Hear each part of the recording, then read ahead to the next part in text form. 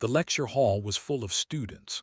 200 young people sat in rows, talking, laughing, looking at their tablets. The professor had not arrived yet. In the very back row, in the corner seat near the window, a girl sat alone. Her name was. She wore simple clothes, a sweater, dark pants. Her black hair fell past her shoulders and she kept her eyes down, looking at a book in her hands. She did not talk to anyone. No one talked to her. This was normal. This was every day. National University was one of the best schools in Seoul. The year was 2187, and Earth had been part of the Galactic Collective for 60 years. Aliens walked the streets of every major city. Spaceships flew overhead. The world had changed completely since humanity first made contact with life from other planets. But some things stayed the same. Students still went to class. They still worried about exams. They still formed groups and made friends and fell in love. Did none of these things. She came to class. She took notes.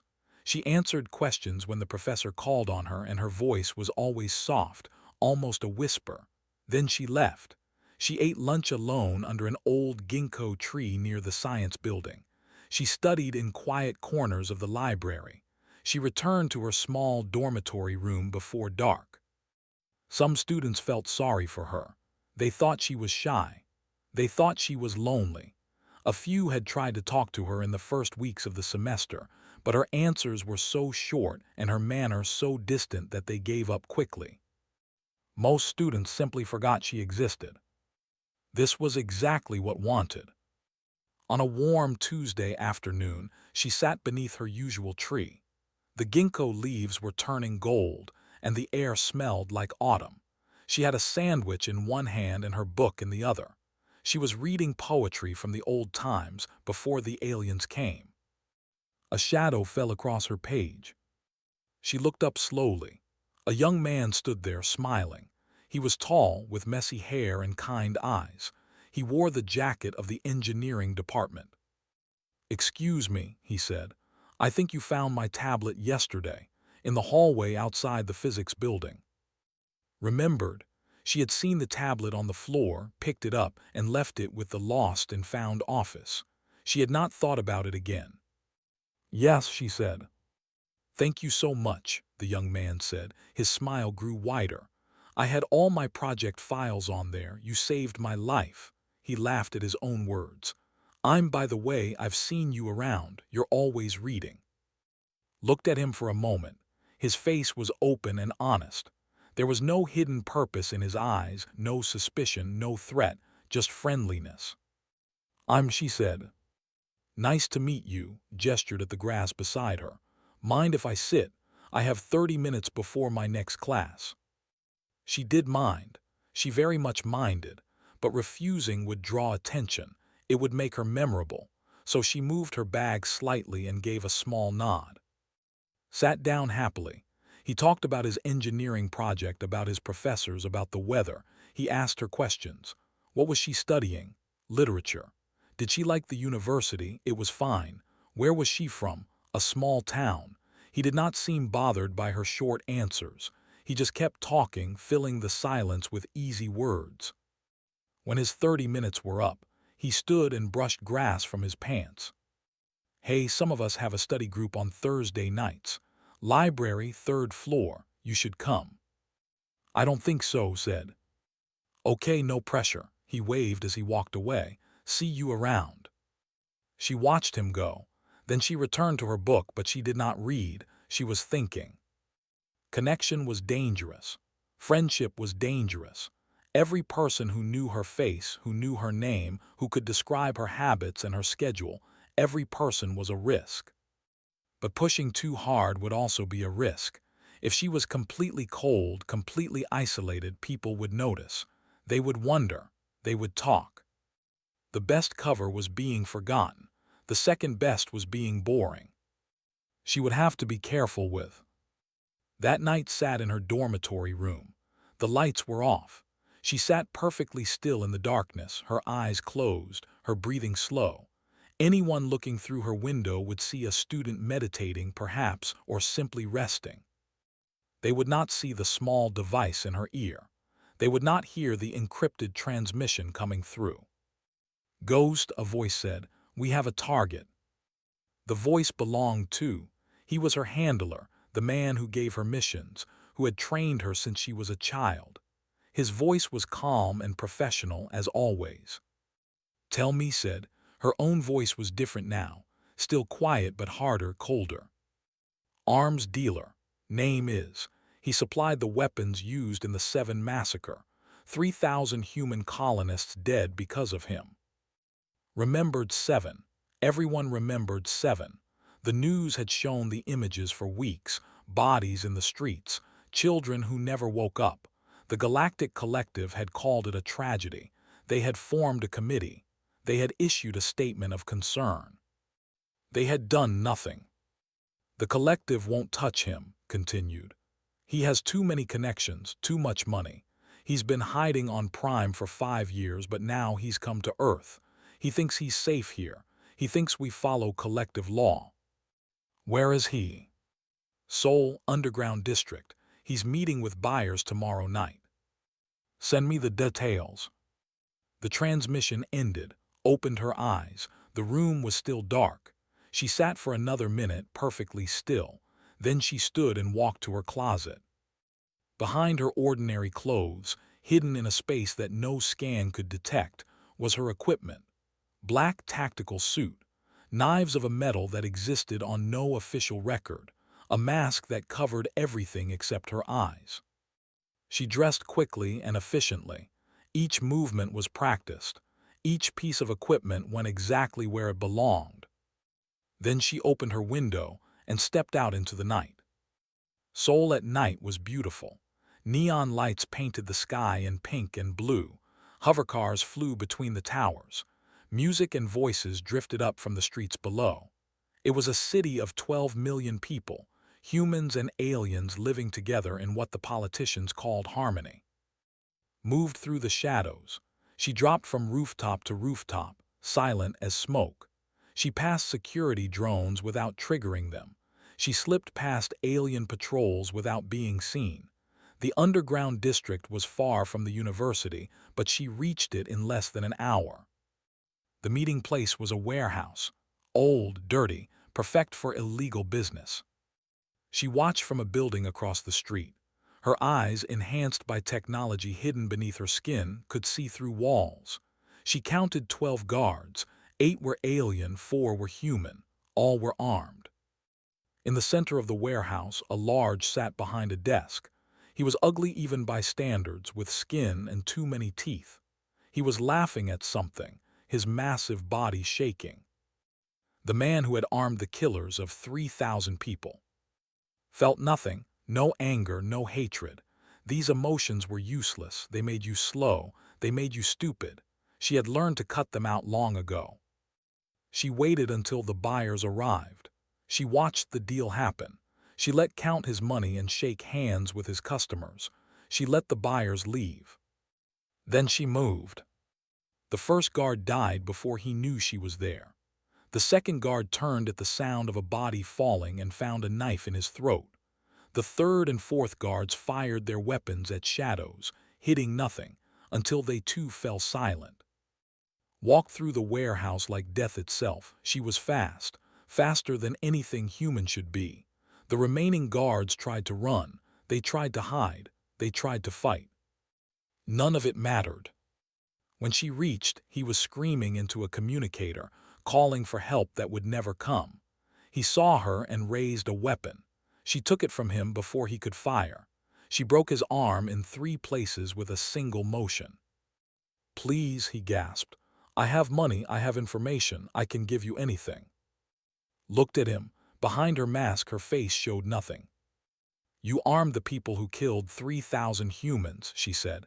"Children, families, people who never hurt anyone." "It was just business," whimpered, "just business." "So is this." By morning, the warehouse was empty. The bodies were gone. The blood was cleaned. There was no evidence that anything had happened. Returned to her dormitory as the sun rose. She showered, changed into ordinary clothes, and went to her first class. She sat in the back row, in the corner seat near the window. She opened her book and waited for the professor. Walked in just before class started. He saw her and waved, smiling that same bright smile. She gave him a small nod in return. The professor began talking about ancient literature, took notes in her neat, careful handwriting. Outside, the city woke up. The news reported nothing unusual. The world continued to turn. And the quiet girl in the back of the classroom thought about poetry and death, and wondered if she would ever know the difference. Was 7 years old. She was hiding under a table in a room full of smoke. The ceiling was on fire, the walls were broken. Outside she could hear screaming, not human screaming, alien screaming, the high, sharp sound of war cries. Her mother had pushed her under the table. Her mother had said, "Stay quiet, stay hidden, don't move until I come back." Her mother never came back. The fire grew closer, the smoke grew thicker. Little waited and waited, but no one came. Finally, she crawled out from under the table. She walked through the broken house. She found her mother in the hallway, lying very still. Her father was beside her. She did not cry, she did not scream, she just looked. Then she heard footsteps, heavy footsteps. 3 soldiers walked through the door. They were big, much bigger than a 7-year-old girl. They carried weapons that glowed with blue light. They saw her and laughed. One of them said something in their language. The others laughed harder. They did not see her pick up the piece of broken metal from the floor. They did not see her move until it was too late. When the rescue teams found her 12 hours later, she was sitting between the bodies of the 3 soldiers. Her face was covered in blood that was not hers. Her eyes were empty. The military doctors said she was in shock. The military psychologists said she would never recover. The military commanders looked at what she had done to 3 trained alien soldiers with nothing but a broken piece of metal, and they said something else entirely. They said she was special. Woke up in her dormitory room. The sun was coming through the window. Her heart was beating normally. Her breathing was calm. She had not moved or made a sound during the dream. She had not cried since she was 7 years old. She got up, showered, dressed, and went to class. The dream faded. It always faded. She had learned to push it down, to lock it away in a part of her mind that she did not visit. This was how she survived. At lunch, found her under the ginkgo tree again. "You know," he said, sitting down without asking, "I've been thinking. You're the most mysterious person on this campus." Turned a page in her book. "I'm not mysterious, I'm boring." That's exactly what a mysterious person would say. He grinned. "Come on, tell me something about yourself, anything. What's your favorite color?" She considered the question. What answer would be most forgettable? What answer would make him lose interest? "Blue," she said. "Blue, see, now I know something about you." He seemed genuinely pleased. "I like green, by the way. What about music? What do you listen to?" "I don't listen to music." "What? Everyone listens to music. That's so sad." He shook his head. "Okay, I'm going to make you a playlist. Something gentle to start, nothing too loud." Looked at him. She should tell him to leave. She should be cold enough to make him go away. But something stopped her. Maybe it was the way he smiled. Maybe it was the way he treated her like a normal person, not a mystery to solve or a problem to fix. Maybe she was just tired of being alone. "Fine," she said. His face lit up. "Really? Great. I'll send it to you tonight. You have to promise to actually listen to it." "I promise nothing." He laughed like she had made a joke. Maybe she had. She was not sure anymore. Across the campus, in the journalism building, a young woman named was staring at her computer screen. She had brown eyes and sharp features, and the kind of focused expression that made people nervous. Was writing an article about international students. Simple, boring, expected. But her real work was something else entirely. On a second screen, hidden behind the article window, she had a list of names. Students who had arrived at the university with incomplete records. Students whose backgrounds did not quite add up. Students who were more than they appeared to be. Was on that list. Had noticed her in the first week of the semester. Something about the way she moved. Something about the way she watched everything around her without seeming to watch at all. Had tried to find information about her, but every search led to a dead end. Birth records showed came from a small town in the south. School records showed she had good grades, nothing special, nothing interesting. But when dug deeper, she found strange things. The town was supposed to be had been destroyed in an alien attack 15 years ago. There were no survivors.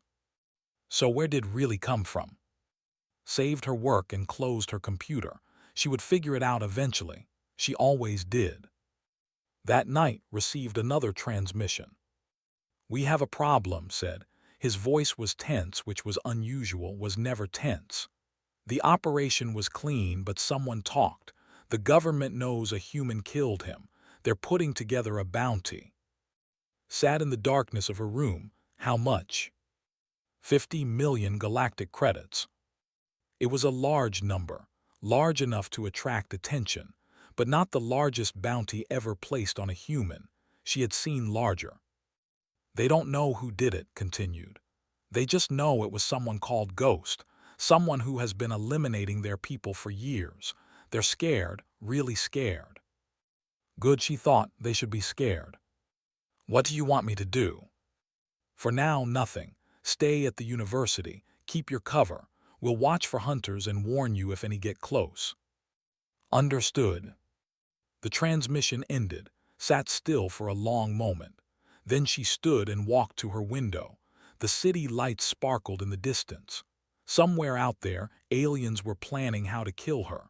Somewhere out there, hunters were looking at her bounty and calculating the risk. She was not worried. She had been hunted before. The memories came without warning. Not dreams this time, but real memories, sharp and clear. She was 12 years old, standing in a training room. Her body was covered in bruises. Her hands were bleeding. Across from her stood, 20 years younger, but just as calm as he was now. "Again," he said. She attacked, he blocked. She attacked again, faster this time. He threw her to the ground. Again. She got up. She always got up. That was the first lesson they taught her. No matter how much it hurts, you get up. By the time she was 14, she had completed her first mission. A general who had ordered the destruction of a human research station. She killed him in his sleep, so quietly that his guards did not find the body until morning. By 16, she had killed 37 targets. Aliens who had harmed humanity. Aliens who threatened human colonies. Aliens who believed that humans were weak, primitive, easy to crush. She taught them otherwise. By 18, she had a name. Not that was just her cover, one of many. Her real name, the name that made alien commanders check their shadows and sleep with weapons under their pillows, was Ghost. The most ruthless hunter known to exist. The next day sent her the playlist as promised. Listened to it while studying in the library. The music was soft, melodic, strange. She did not understand why people liked such things, but she listened anyway because she had said she would. Appeared at her table without warning. "Hi," the journalism student said, sitting down. I'm writing a piece about students who come from rural areas. Mind if I ask you some questions?" Looked at her, the question was innocent enough. The eyes were not. This girl was smart. This girl was dangerous in her own way. "I'm busy," said. "It'll only take a minute. I'm just curious about that little town in the south. What was it like growing up there?" A test was testing her. She knew something or suspected something. Quiet, said, "Small, there's nothing interesting to say. But there must be some good memories, friends from childhood, family stories." Closed her book. She looked directly at for the first time. "My family is dead. I don't have friends from childhood. I prefer not to talk about it." The words were harsh. Harsh enough to end the conversation. Harsh enough to seem like the response of someone with painful memories rather than someone hiding secrets. Blinked, I'm sorry, I didn't mean to. It's fine, stood, I need to go. She left the library, feeling's eyes on her back. That girl would keep digging. That girl would find something eventually. But's cover was strong. Built by professionals, tested by time. It would hold. It had to hold. That evening she sat under the ginkgo tree as the sun went down. Found her again. He always seemed to find her. You listen to the playlist, he said. I can tell. How can you tell? You look slightly less sad than usual. He sat beside her. So, what did you think? It was acceptable. He laughed. Acceptable, that's the best review I've ever gotten. Okay, I'll make you another one, something more upbeat this time. They sat in silence for a while. The sky turned orange, then pink, then purple. The first stars appeared. Said quietly, can I ask you something personal? She tensed slightly. What? Are you okay? I mean really okay. You always seem so alone, like you're carrying something heavy. For a moment, did not know what to say. No one had ever asked her that. No one had ever looked past the cover, past the mask, and seen what was underneath. I'm fine, she said finally. I've always been alone, I'm used to it.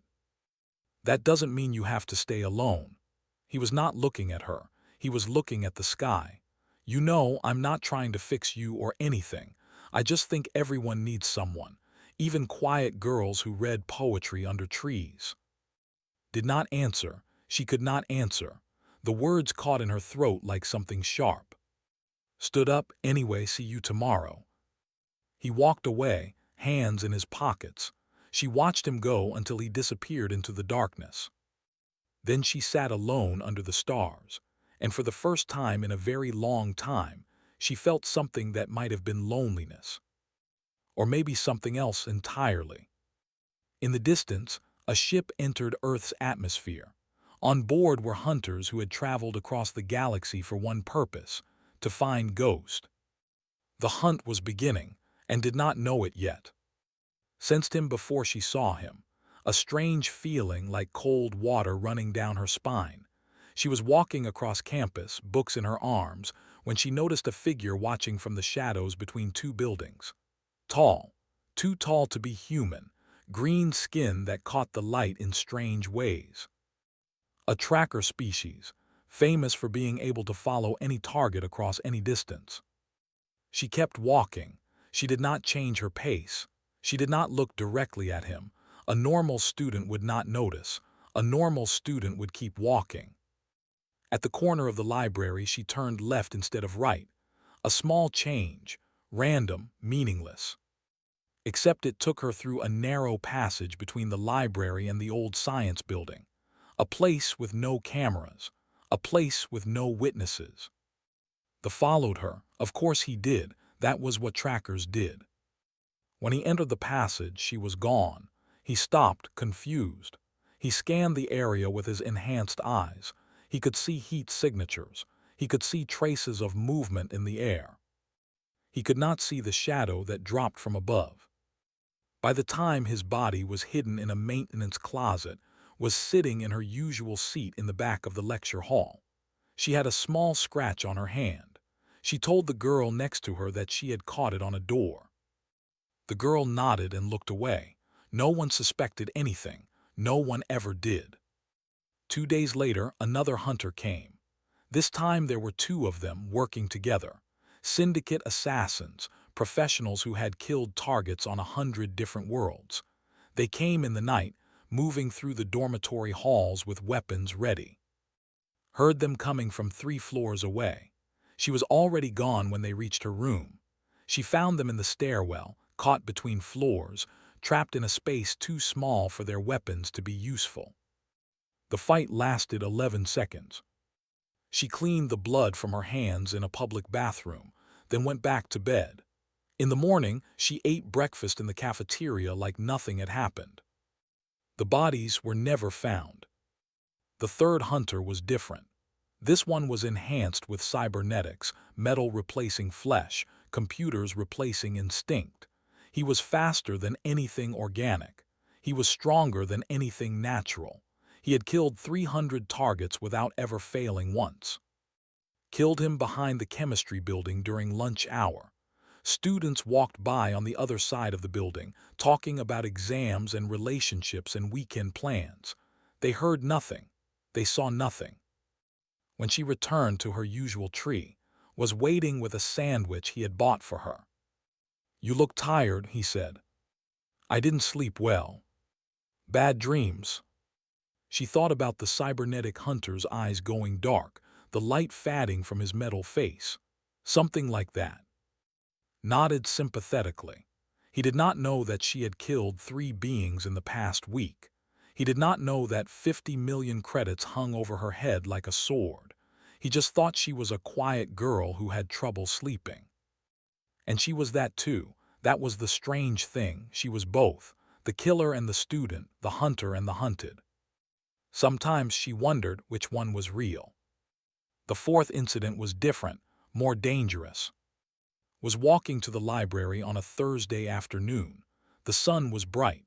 Students filled the paths, laughing and talking. Near the library entrance, a large alien stepped directly into her path. He was massive, skinned, with eyes like black stones. He wore civilian clothes, but the way he stood was military. The way he looked at her was military. "You are the one called Ghost," he said. His voice was deep, rumbling, loud enough for nearby students to hear. Looked up at him with wide, confused eyes. She made her voice small and frightened. "I'm sorry. I don't understand. My name is—" "Don't lie to me." He stepped closer. "I know what you are. I know what you've done. My brother was a soldier on 7. You killed him." Other students were stopping now, watching, whispering.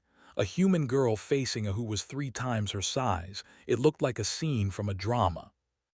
"I've never killed anyone," said. Her voice trembled perfectly. "Please, you're scaring me." The hesitated. This was not what he expected. He expected a warrior, a demon, the nightmare that his people whispered about. Instead, he saw a small human girl with scared eyes. Could he be wrong? Could the information be bad? In that moment of hesitation made her move. Not a physical move, just a shift in her stance, a change in her eyes. For half a second she let him see what was really there. The emptiness, the cold, the thing that had killed so many of his kind. The went pale, his skin turned almost white.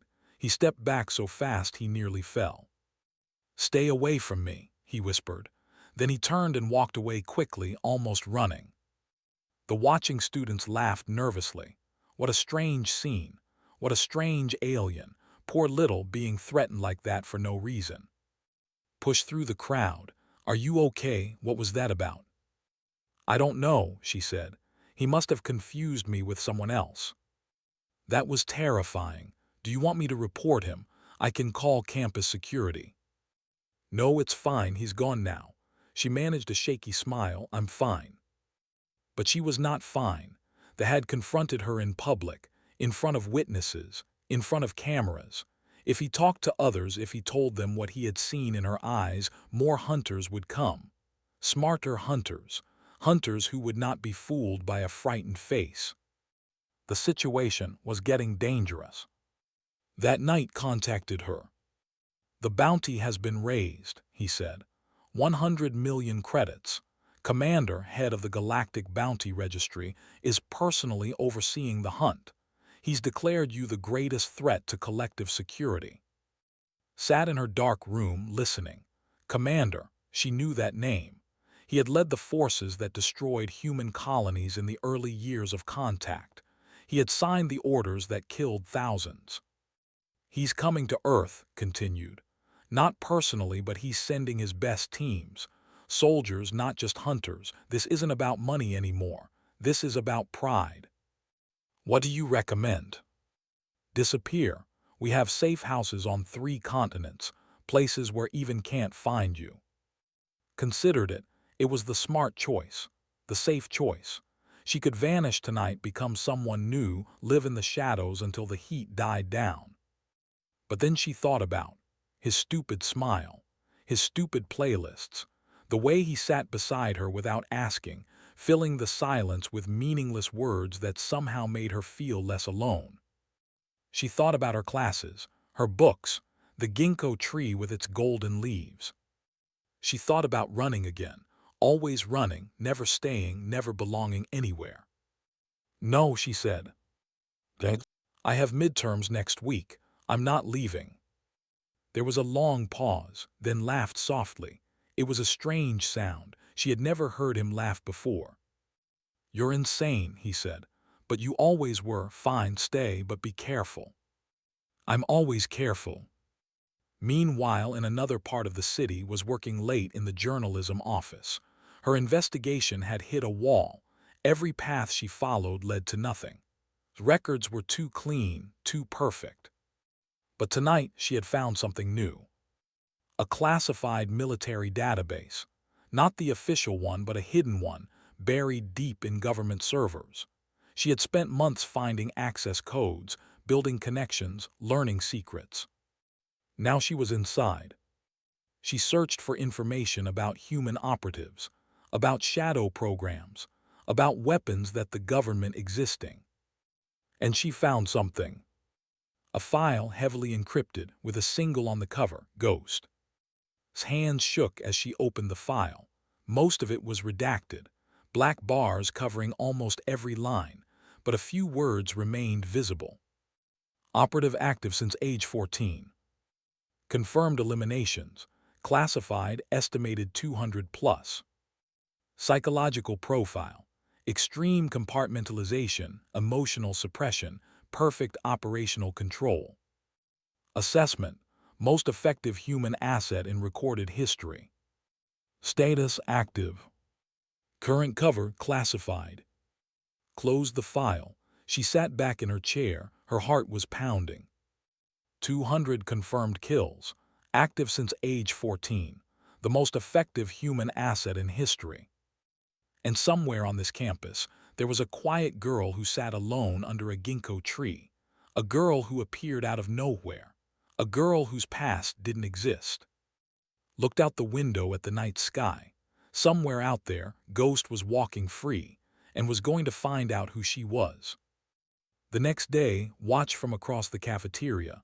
She watched her eat lunch with. She watched her laugh softly at something he said. She watched her walk to class with books in her arms. Could this really be the most deadly human alive? This small, quiet girl who read poetry and didn't talk to anyone. Impossible, and yet. Made a decision. She would not confront directly. That would be stupid, possibly fatal. Instead, she would watch. She would document. She would wait for proof. And when she had that proof, she would have the biggest story in human history. The hunters were coming. The journalist was watching. The bounty was growing. And sat under her tree, reading about stars and love and death, waiting for whatever would come next. The Autumn Festival was the biggest event of the year at National University. Students from every department set up booths. There were food stalls and music stages and art displays. Thousands of people filled the campus, human and alien alike. Did not want to go. "Please," said, "just for an hour. I helped build the engineering booth. There's a robot that serves drinks. It took me 3 weeks to program." "I don't like crowds." "I know. That's why I'll stay with you the whole time. If you get overwhelmed, we can leave immediately." She looked at him. His eyes were hopeful. He had been so patient with her for weeks now. He never pushed too hard. He never asked too many questions. He just kept showing up day after day, filling her silence with his warmth. "1 hour," she said. His face lit up like a sunrise. "Great, meet me at the main gate at 2. I promise you won't regret it." She already regretted it, but she went anyway. The festival was loud and colorful and overwhelming. People everywhere, pressing close, laughing and shouting. Music from different booths competing with each other. The smell of food cooking, sweet and spicy and strange. Wanted to leave immediately, but took her hand without thinking, pulling her through the crowd, and something about the touch made her stay. "Look," he said, pointing. "That's the art club. They made a sculpture of the galaxy. And there's the music department, they're doing live performances all day. Oh, and the chemistry club is making glow-in-the-dark candy, you have to try it. She let him lead her from booth to booth. He talked constantly, explaining everything, introducing her to friends she forgot immediately. She nodded and smiled when appropriate. She ate candy that glowed purple on her tongue. For a little while she almost felt normal. Then she felt something else, that cold feeling again, that warning. She scanned the crowd. Students, faculty, aliens, families. Nothing unusual, nothing dangerous. But the feeling did not go away. It grew stronger. She said, "We need to leave." "What? But we just got here. You haven't even seen my robot yet." "Now, we need to leave now." Something in her voice made him stop. He looked at her face and saw something that frightened him.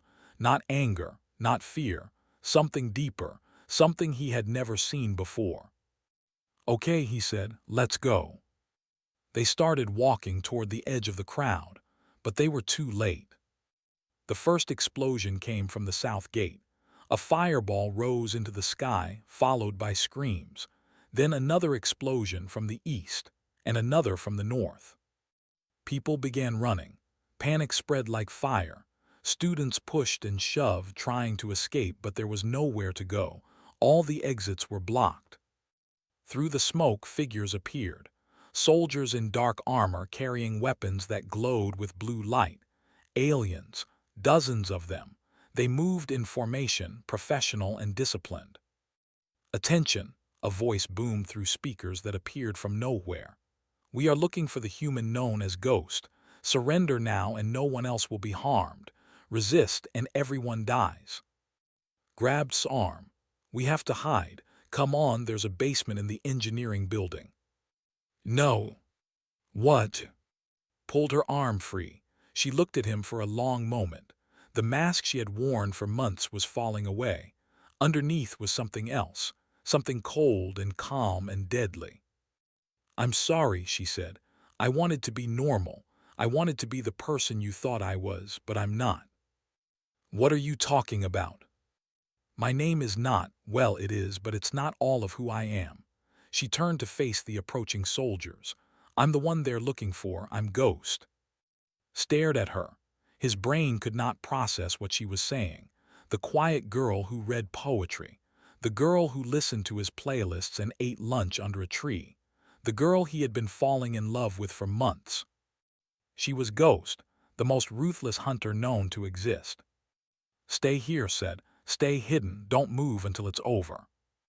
Then she walked into the crowd of soldiers alone. Was near the main stage when the attack began. Her journalist instincts kicked in immediately.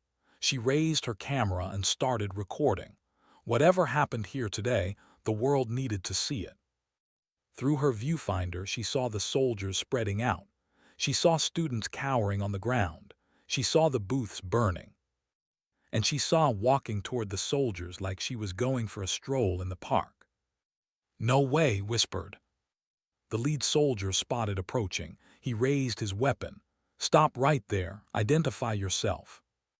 Did not stop. She kept walking, steady and slow. "I said stop." The soldier fired a warning shot. The blue energy beam passed inches from his head. She did not flinch. "You came to my school," said. Her voice was different now. Cold, empty. The voice of something that was not entirely human. "You endangered my people, my classmates, my friends." She was still walking. The soldiers were backing up now, uncertain. This was not how targets were supposed to behave. This was not how prey acted. "That was a mistake," said. "That was the last mistake you will ever make." The lead soldier finally understood what he was facing. Open fire, kill her. 30 soldiers fired at once. Blue beams filled the air, enough firepower to destroy a building. Was not there. She moved like nothing human should move, faster than the eye could follow, between the beams, through the chaos, around the shots. One moment she was in front of the soldiers. The next moment she was among them. The screaming started. Kept recording, her hands shaking. She had imagined this moment for weeks, finding Ghost, exposing her, getting the story of a lifetime. She had not imagined this. Did not fight like a soldier. She did not fight like a martial artist. She fought like a force of nature. She used everything around her as a weapon. A broken chair leg became a spear. A piece of metal became a blade. Her bare hands became tools of destruction. Soldiers fell. 1, 2, 5, 10. They tried to surround her, but she was never where they expected. They tried to shoot her, but she was already gone. They tried to run, but she was faster. In the crowd, students watched in shock. They saw their quiet classmate, the girl from the back of the room, the girl who never spoke, tearing through an elite alien military unit like paper. Watched too, he could not look away. He saw every movement, every strike, every kill. He saw the face of the girl he loved, and it showed nothing. No anger, no fear, no mercy. Just efficiency. In 7 minutes, 32 soldiers lay on the ground. Some were dead, some were unconscious, none were moving. Stood in the center of the destruction. Her clothes were torn, her hands were covered in alien blood, but she was not hurt, not a scratch. She was breathing evenly, calmly, like she had just finished a morning jog. Silence fell over the campus. No one moved, no one spoke.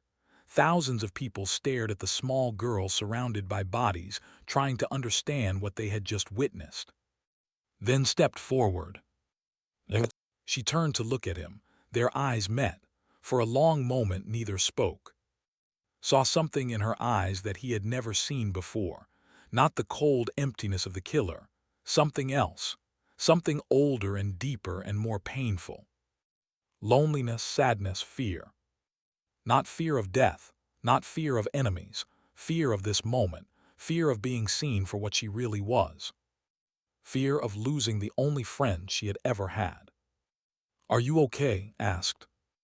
Of all the questions he could have asked, this was the one did not expect. Not "what are you?" or "how did you do that?" or "are you going to kill me?" Just "are you okay?" Her mask cracked, just a little, just for a moment. "No," she said, "I don't think I've ever been okay." Police sirens were wailing in the distance. News drones were flying overhead. The whole world would know what happened here within the hour. His cover was destroyed. Her secret was out. Everything she had built, everything she had protected was gone. But was still standing there. He was not running away. He was not screaming. He was just looking at her with those kind eyes, the same eyes that had found her under the ginkgo tree. "We should probably get out of here," he said, "before more soldiers come." "You're not afraid of me." "I'm terrified," he admitted. "But that doesn't change anything. You're still my friend." Did not know what to say. Words had never been her strength, so she just nodded and started walking. Walked beside her. Behind them the campus burned. Ahead of them the future was uncertain. But for the first time in a very long time, was not walking alone. Lowered her camera. She had the footage. She had the proof. She had everything she needed for the biggest story in human history. She pressed the save button with trembling fingers. Then she watched the quiet girl and the engineering student disappear into the smoke, and she wondered what kind of world she was about to help create. Every screen showed the same footage. A small girl fighting an army, bodies falling like leaves, the impossible made real. The headlines were everywhere. Ghost revealed, university student identified as legendary assassin, human weapon discovered on Seoul campus, the quiet girl who destroyed an alien strike team. The Galactic Collective issued an emergency statement. They demanded Earth surrender for trial. She had killed collective soldiers. She had violated galactic law. She was a criminal, a terrorist, a threat to peace. Earth's government refused. The president appeared on every channel standing in front of the blue flag of Earth. "Is a citizen of Earth," she said. She defended herself and her fellow students against an unprovoked military attack on sovereign soil. "We will not surrender her. We will not apologize. We will not bow. The galaxy watched and wondered. How dare these humans refuse? How dare this tiny species defy the collective? Did they not understand the power arrayed against them? But Earth had faced extinction before. Earth had survived. Earth knew something the aliens were only beginning to understand. Humans protect their own. In a safe house outside the city, sat in front of a computer screen. Stood behind her, his face grim. Commander has recalled his forces, said. The attack failed. His reputation is ruined. Half the collective is mocking him. He'll try again. Probably, but not with soldiers, not after what you did, shook his head. The footage is everywhere. You killed 32 of their best in 7 minutes. The whole galaxy saw it. They're afraid of you, really afraid. Did not feel triumph. She did not feel pride. She felt empty, the way she always felt after a mission. What happens now? Now we wait. The collective won't attack Earth directly. The political cost would be too high, but won't stop hunting you. He can't. You've humiliated him too many times. Nodded, she had expected this. Running was not in her nature. Hiding was not in her nature. She had tried to be invisible, but the universe would not let her. There was only one way to end this. Send a message to Commander, she said. What kind of message? She looked at him with those cold, empty eyes. Tell him I'm coming. 3 weeks later, reached flagship. The journey was difficult but not impossible. She stowed away on a freighter leaving Earth. She transferred to a collective transport at a space station. She infiltrated a military supply ship heading for the flagship. Along the way, she left a trail of destruction. Security systems failed. Patrols disappeared. Warnings went unanswered. By the time she reached the flagship, every soldier on board knew she was coming. They could not stop her. They could only watch and wait. Commander sat in his command center, surrounded by 100 of his best soldiers.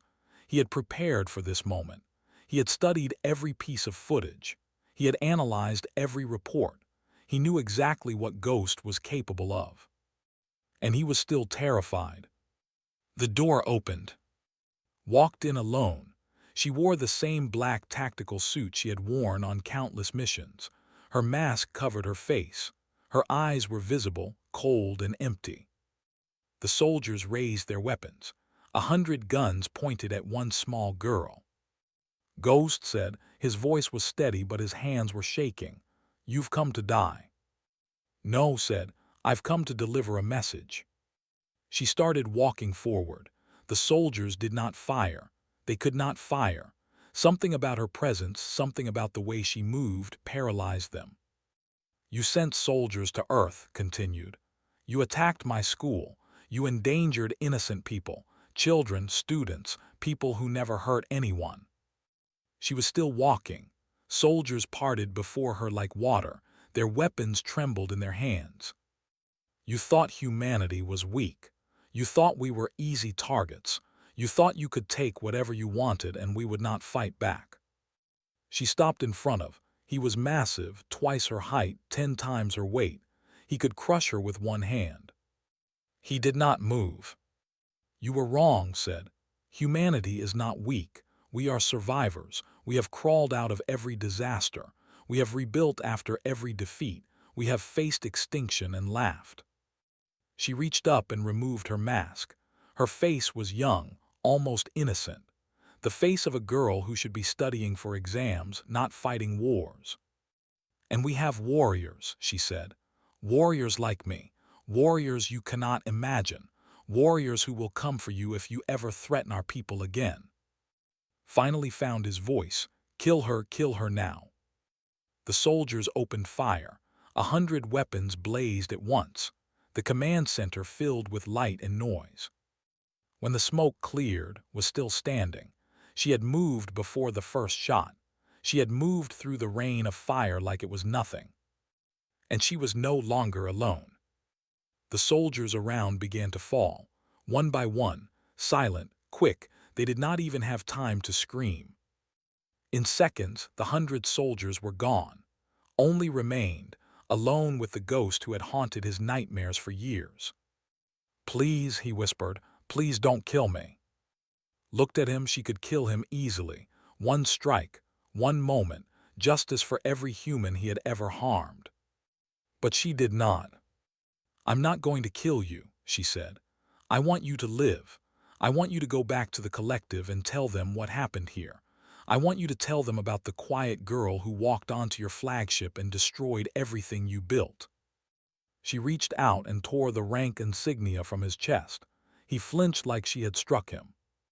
"I want you to tell them that Earth is not a victim. Earth does not forget. And Earth has warriors the galaxy cannot comprehend."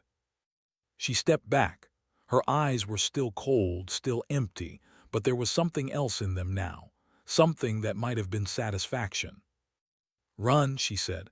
"Run and tell them Ghost is watching, and we will always be watching." Ran. He fled his own command center like a scared animal. Behind him stood among the bodies of his soldiers, alone but undefeated. The message was delivered. 6 months later, returned to National University. The campus had been rebuilt. The scars of the attack were mostly healed. Students walked the paths, talking and laughing, almost like nothing had happened. Almost. The university had not expelled. The public outcry would have been too great. She was a hero now, whether she wanted to be or not. The girl who defended her classmates. The girl who stood alone against an army. But things were different. Students who once ignored her now stared, some with admiration, some with fear, some with something in between. Walked to her usual spot under the ginkgo tree. The leaves were green now, summer replacing autumn. She sat down and opened a book. A shadow fell across her page. She looked up, stood there smiling that same stupid smile. "Hi," he said. "Hi." He sat down beside her without asking, just like before, just like always. "So," he said, "I finished the new playlist. It's my best one yet, very dramatic, lots of strings." Looked at him. This kind, foolish boy who refused to be afraid of her. This friend who had stayed when everyone else would have run. She said, "Are you sure you want to be here? Everyone knows who I am now. Everyone knows what I am. Being close to me is dangerous." "I know. I've killed hundreds of people. I'm not normal. I'm not safe." "I know that too." "Then why do you keep coming back?" Was quiet for a moment. He looked at the sky, at the clouds moving slowly overhead. "Because you're my friend," he said finally. "And friends don't abandon each other just because things get difficult. That's kind of the whole point." Did not know what to say. The emotions were too big, too strange. She had spent her whole life learning to suppress feelings. She did not know how to handle this. "Also," added, "you still haven't told me if you actually liked my playlists or if you were just being polite." A sound escaped throat. It took her a moment to realize what it was. She was laughing. It was a small laugh, quiet and uncertain, but it was real. The first real laugh she had made in years. Grinned, "See, there's a human in there after all." They sat together under the tree, the killer and the engineer, the ghost and the friend. The sun was warm. The world was peaceful. Across campus, watched them from a distance. Her story had been published months ago. It had made her famous, but she had left out some details. She had not revealed where lived. She had not published anything that could help hunters find her. Some things were more important than a story. In the distance, a graduation ceremony was taking place. Students in robes walked across a stage to receive their diplomas. Normal life, continuing despite everything. One day would graduate too. She would accept her degree in literature. She would bow politely. She would walk off stage and back into the shadows. But today, she sat under a ginkgo tree with a friend. She listened to music that she was learning to love. She read poetry about stars and love and death. The galaxy still feared her. The hunters still searched for her. The wars were not over. But for this moment she was not Ghost. She was just a quiet girl on campus, a girl who had found something worth protecting. And somewhere in the depths of space, alien commanders told their soldiers a story, a warning, a legend. They spoke of a human girl who looked like nothing, who sat in the back of classrooms and read books about poetry, who seemed so quiet, so harmless, so easy to ignore. They told their soldiers to remember her face, to remember what she did, to remember that the most dangerous predator in the universe does her homework on time and prefers quiet afternoons under trees. They told them to remember Ghost. And they told them to be very, very afraid.